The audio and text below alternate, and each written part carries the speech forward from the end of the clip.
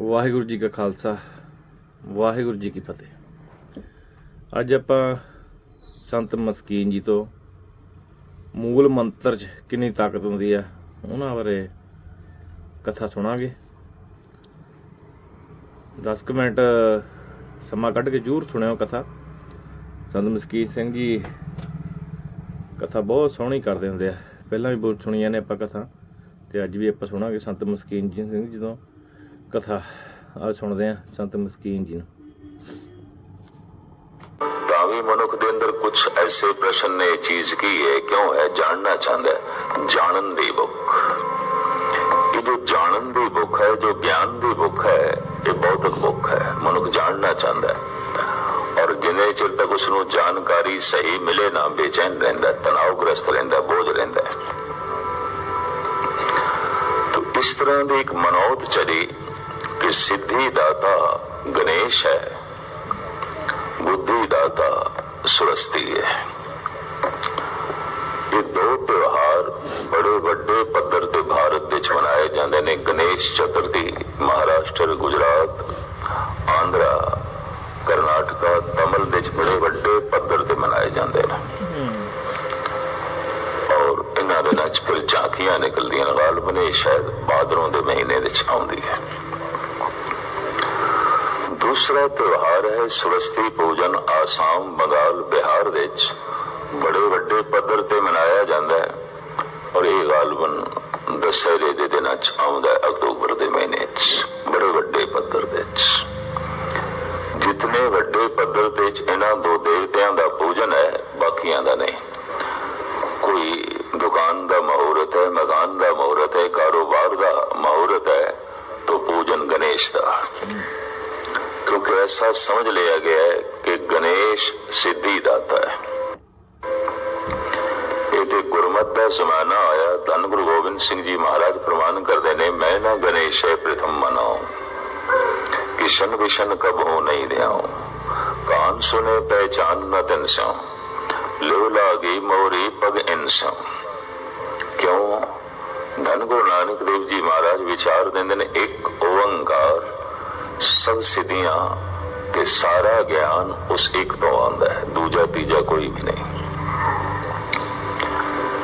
धन गुरु नानक देव जी महाराज इसनू खोल के इंज भी बयान करते ने, भाई रे मत कोई जानो और किसी के किछ हाथ है, सब करे कराया, जरा मरा ताप सिरत साप, सब हर के वस है, लाग सके ना बिन हर के लाया।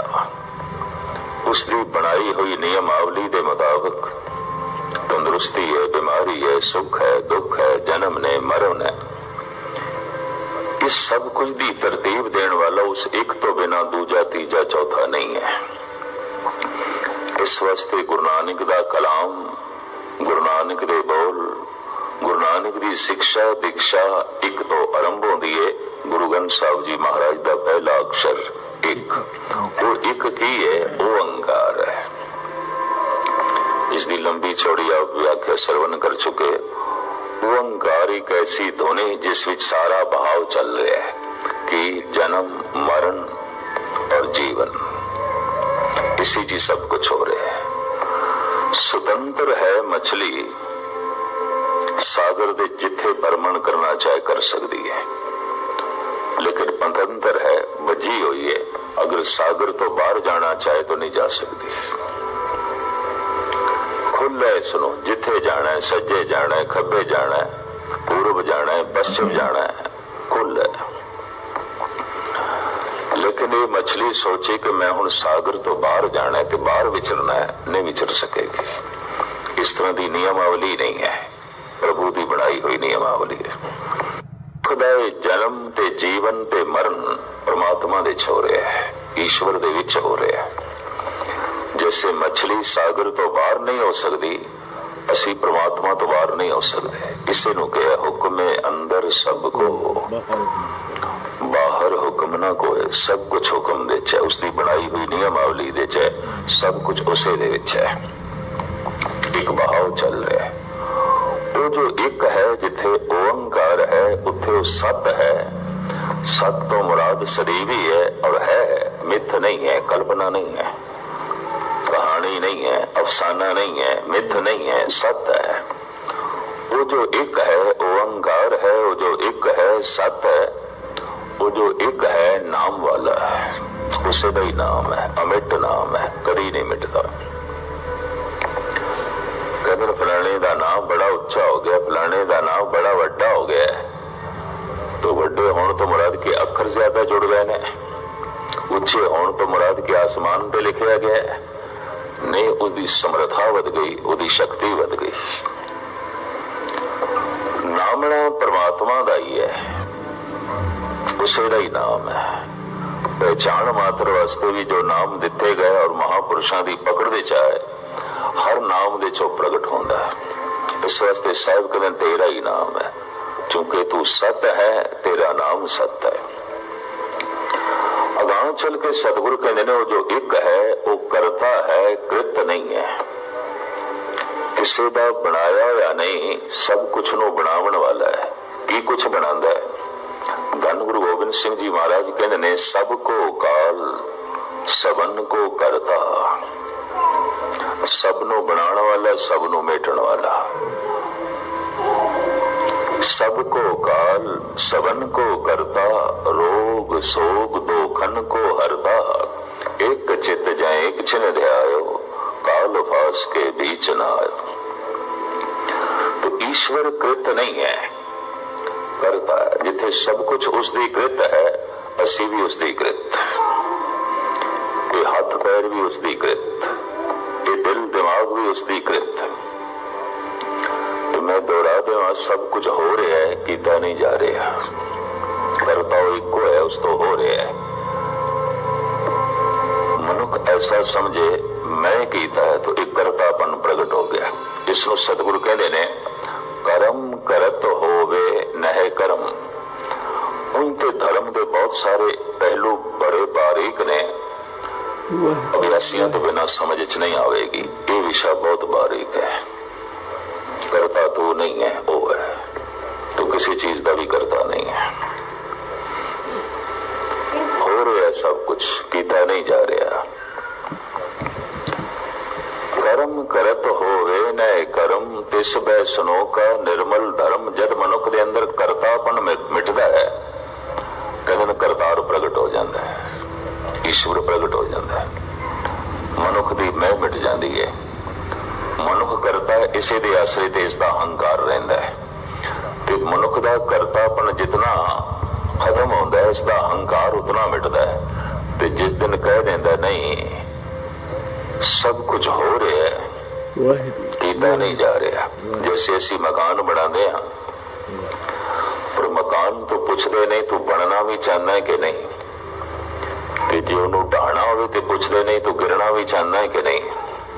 कोई परमात्मा ने साथों नहीं पूछा तू जमना चाहना है कि नहीं, और तू मरना भी चाहना है कि नहीं। मौत भी होगी, जन्म भी होया है, और जन्म मरण हमरे वस नाई।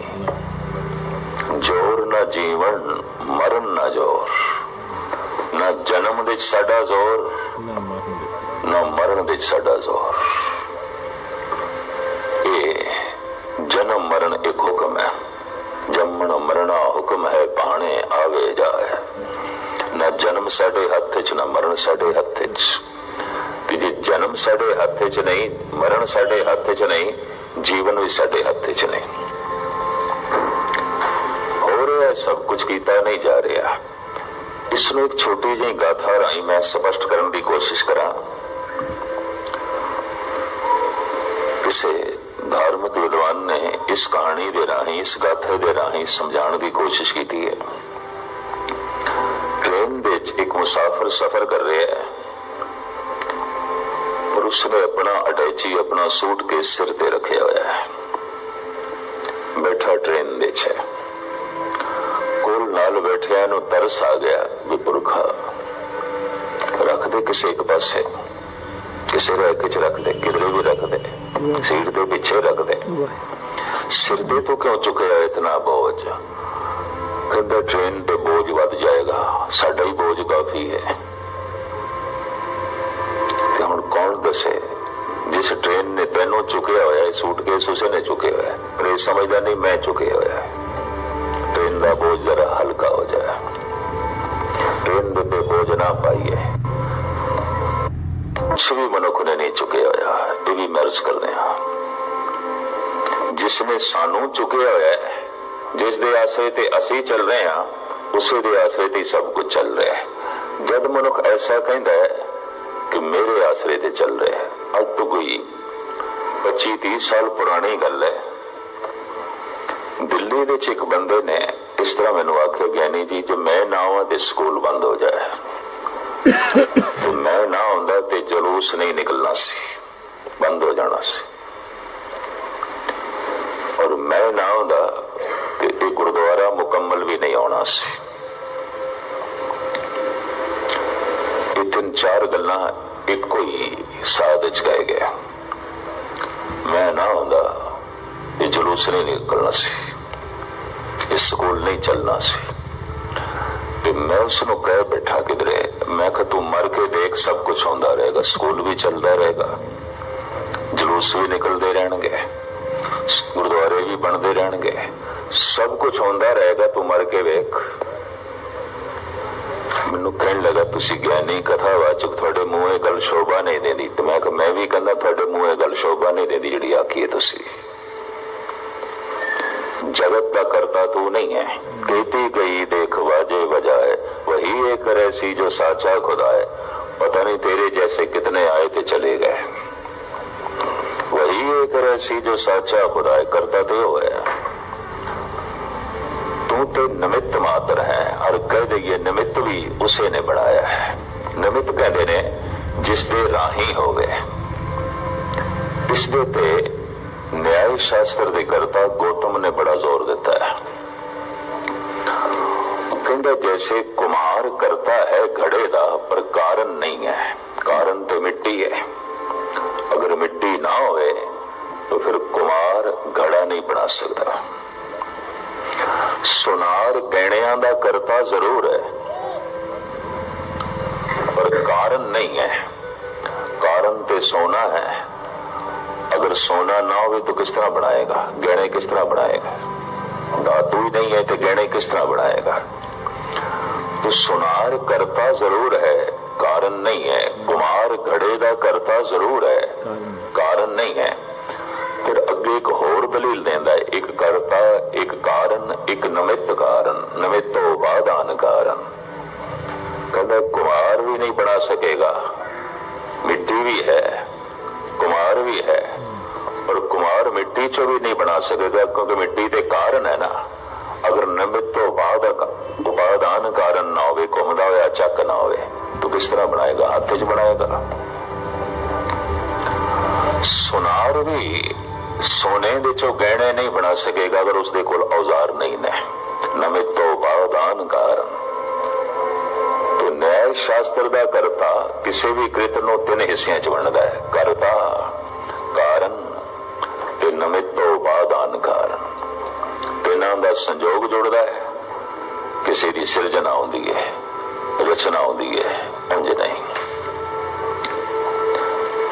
करता, कारण, निमित्त उपादान कारण।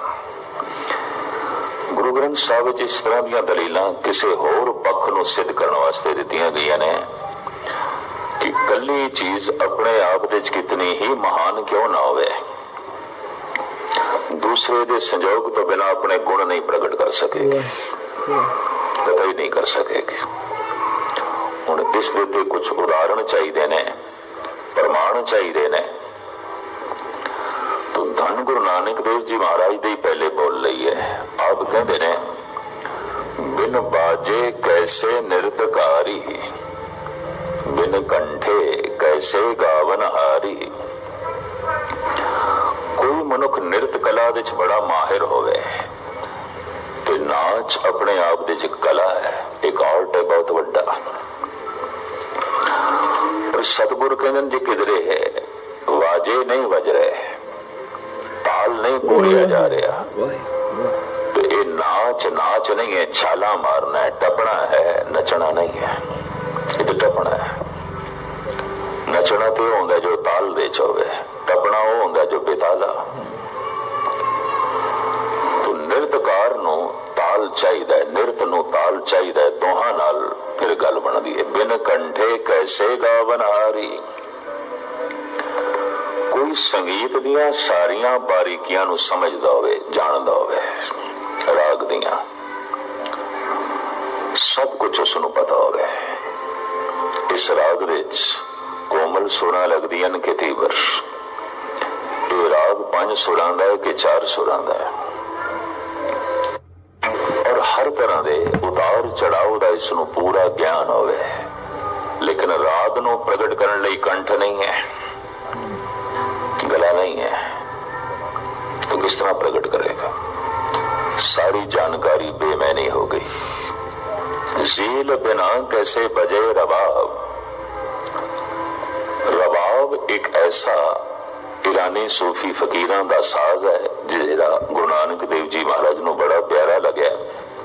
विच सुर भी है ते ताल भी है।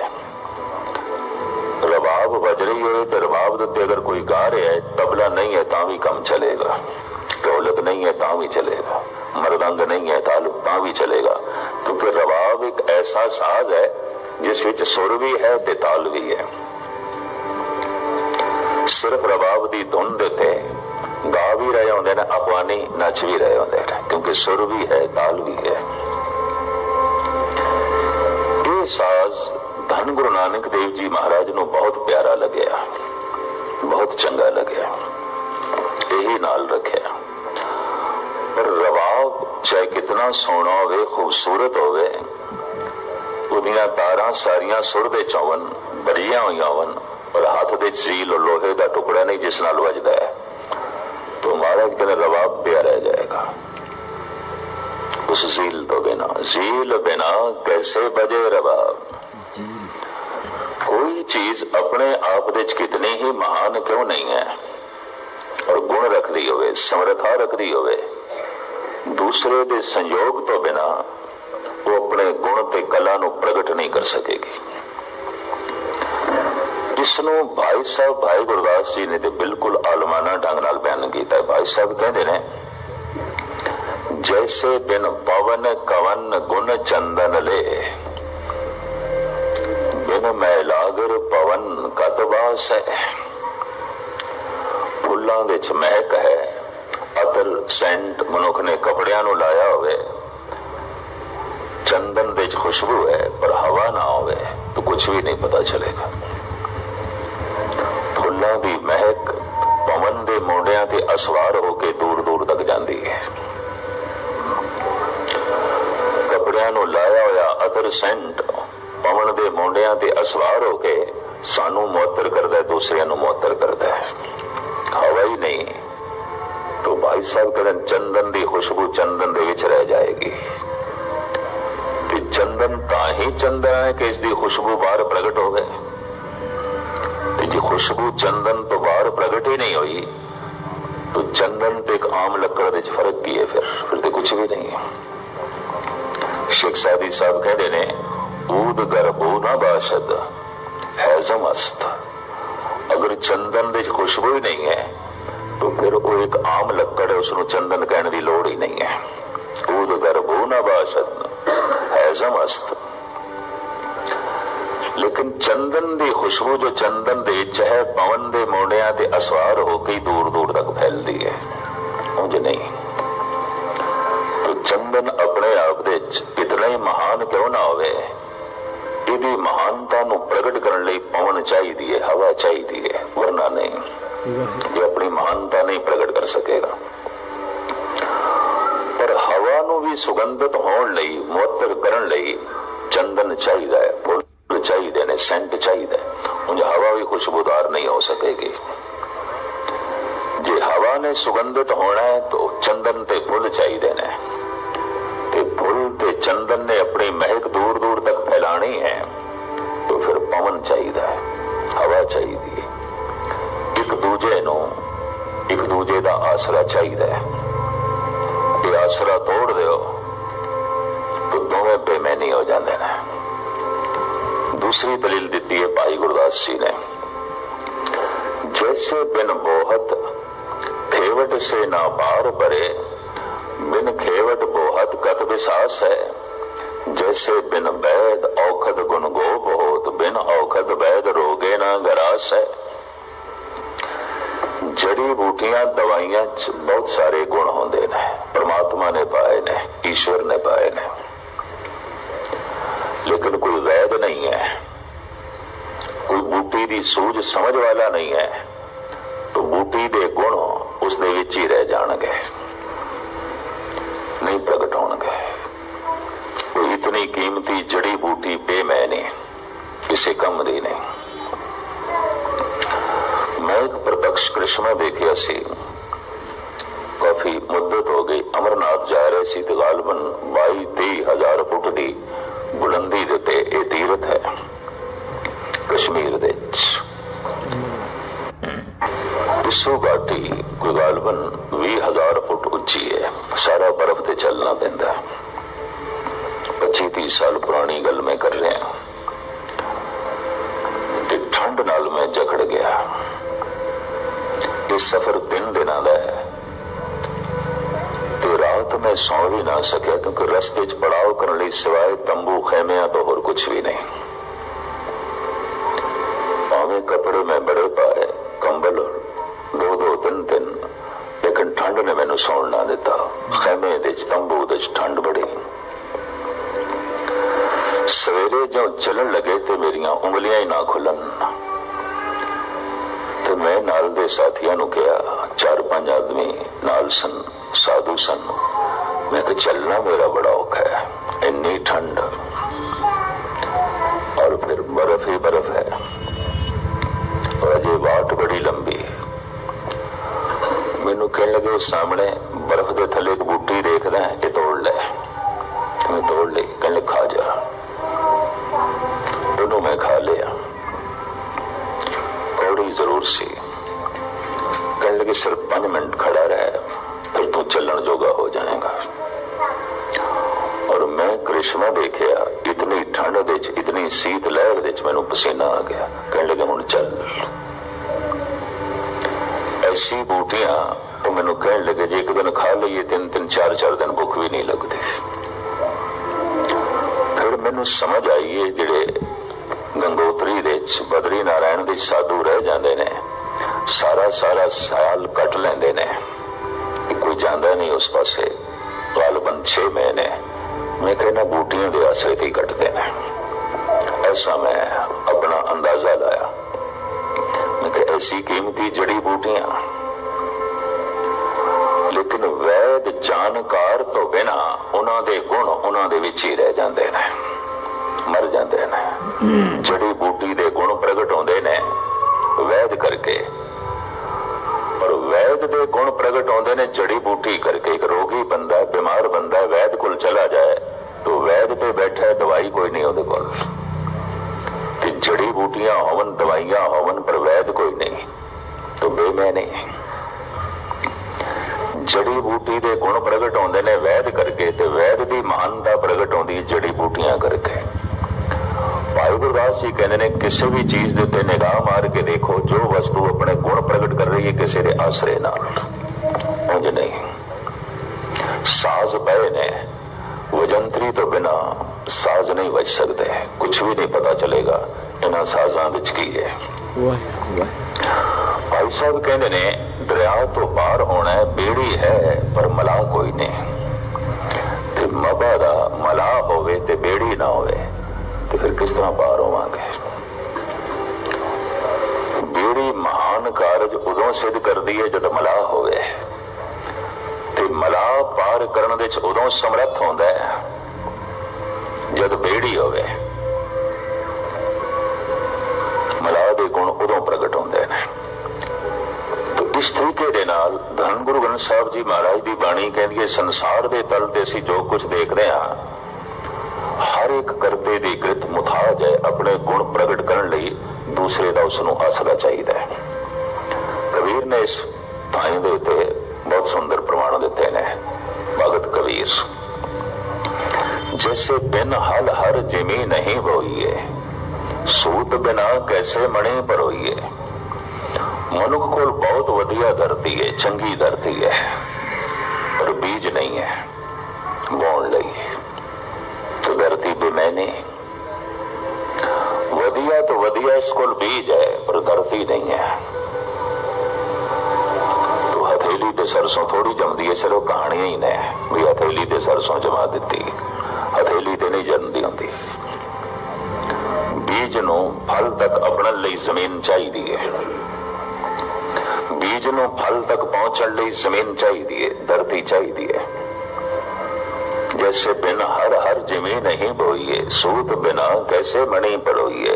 कुंडी बिन क्या गंध चढ़ाइए, साधु बिन तैसे अवगत जाइए। जैसे मात पिता बिन बाल न होई, बिंब बिना कैसे कपड़े धोई। पिता तो बिना कोई माँ नहीं हो सकती, और मां तो बिना कोई पिता नहीं हो सकता किसी बच्चे का। भगत कबीर ही ईश्वर बन जाता है, पाठ ही परमात्मा बन जाता है, जप ही ईश्वर बन जाएगा, सेवा ही ईश्वर बन जाएगी। सेवा विचों ही ऐसी मस्ती, ऐसा सरूर मिल सकता है, इच्छा ही नहीं रहेगी परमात्मा मिले, क्योंकि सेवा दे उसकी झलक मिल जाएगी। और मैं अक्सर अर्ज करता हूं ना, अगर ऐसा अंदरों कुछ ना हो सके तो चलो बाहरों पहले कोशिश करो। लंगर बना रहे हो तो ये सोचो गुरु ਲਈ बना रहे हैं, किसी ਲਈ नहीं, परमात्मा ਲਈ बना रहे हैं। वंडन लगाओ तो परमात्मा ਨੂੰ छका रहे हैं। गुरु ग्रंथ साहब कोल बैठो, परमात्मा कोल बैठे हैं, ईश्वर कोल बैठे हैं। ਤੇ जद हुण ईश्वर कोल बैठे हैं तो हुण कादी इच्छा, सर्व शक्तिमान कोल बैठे हैं, अंतर्यामी दे कोल बैठे हैं। हुण जे तू अपनी इच्छा सामने रख तो इदा ये मतलब है रब नूं कुछ भी नहीं पता। वो कोई सियाणी मां नहीं है जिन्हों इतना ही ना पता हो किस बच्चे की लोड़ां की ने। ये पिंगूड़े जो बच्चा पिया खेडदा पिया दी लोड़ां की ने, जिस मां नूं इतना ही नहीं पता कि शायद वो मां अखवाण दा ते फिर हक भी नहीं रखती। क्या परमात्मा नूं साडी लोड़ां दा भी नहीं पता? जिथों अपनी सियाणप उसदे अगों रखदा पिया, अगर इच्छा रखी तो तू अपनी लोड़ा नाल फल नाल ही जुड़िया रह जाएगा, और अहंकार बनया रहेगा। दान करके, ज्ञान करके, कथा करके, कीर्तन करके बार बार अहंकार ते प्रगट होवेगा, निरंकार नहीं, क्योंकि तू करता बने ते करता तू है नहीं। तू कृत है, उसकी कृत है। इच्छा एक पासे कर तो करता प्रगट होवेगा, ते जे इच्छा एक पासे नहीं की थी तो फिर तू ते प्रगट होवेगा, अहंकार ते प्रगट होवेगा, निरंकार नहीं। इसनों कोई होर चंगे शब्द तो मैनू मिल नहीं रहे। इन्ना ही कहा, कर्म करे तो होवे न कर्म, कर्म ते तू कर। क्यों? तेनू कर्म करन लई, कर्म तू प्रगट कर सके, हाथ दिते न, पैर दिते न, दिल दिता है, दिमाग दिता है, सारी कृत है। इस दे राही कर्म हो सकता है और कर्म तू कर सकता है। कर्म करने की चूंकि समर्था उसने दी है, इस वास्ते तू निमित्त मात्र है, तू कुछ भी नहीं है। जैसे ये मेरिया दो अखा ने, मैं बंद करके भी चल सकता, खोल के भी चल सकता, पर मैं खोल के चला, मैं बंद करके चला, ये कला मैनू परमात्मा ने दी है। पर जब मैं बंद करके चला तो भटक जावांगा, ठोकर खा जावांगा, चोट लग जाएगी। ये जो हुण मैनू चोट लगी है, इसका जिम्मेवार मैं हाँ, परमात्मा नहीं, क्योंकि अजय कर्तापन मेरा है। Okay, I just opened up. मैं अख खोल के भी चल सकता सी, और चलन लग्या स्वभाव ये होना चाहिए अख खोलनी है। इसे वैसे तो अख दे दी है, वरना अखा की लोड़ की सी। दरख्तां नूं उसने अखा नहीं दित्तियां, पत्थरां नूं उसने अखा नहीं दित्तियां। हालांकि जीव जंतु इन्हां दे च भी मन ले गए ने, गुरबाणी ने मन्ने ने। नहीं लोड़ सी, दरख्त चलते नहीं ने, तू चलता है, इस वास्ते तेन अखा दित्तियां। तू आके हुण मैं अखा बंद करके चलना है, ठोकर खा जाएगा, गिर जाएगा, चोट लग जाएगी। इस जिम्मेवारी परमात्मा की नहीं होगी। बस इतनी सूझ समझ तू प्राप्त कर सकता है, और तू प्राप्त कर सकना इतनी खुल परमात्मा ने दी है। चूंकि खुल भी परमात्मा ने दी हुई है, इस वास्ते मेरा कुछ भी नहीं और मैं कुछ भी नहीं, सब ईश्वर, सब परमात्मा।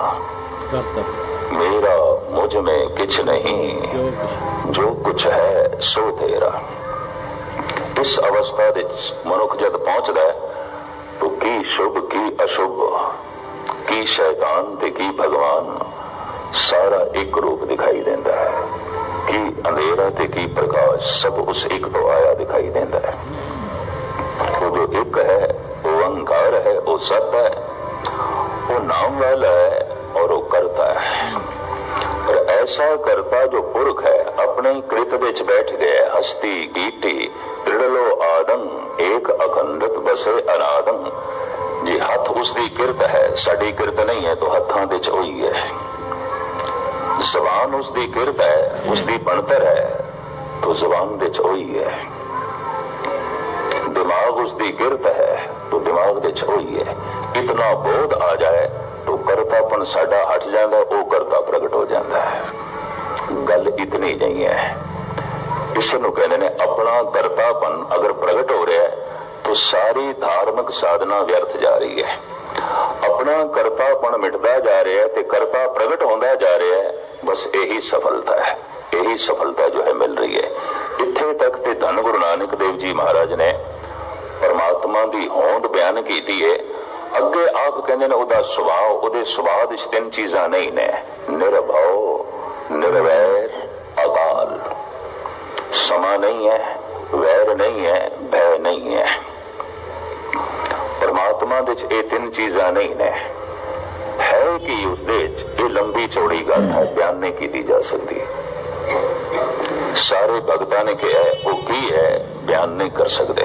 हाँ, वो की नहीं है तो कह सकते हैं।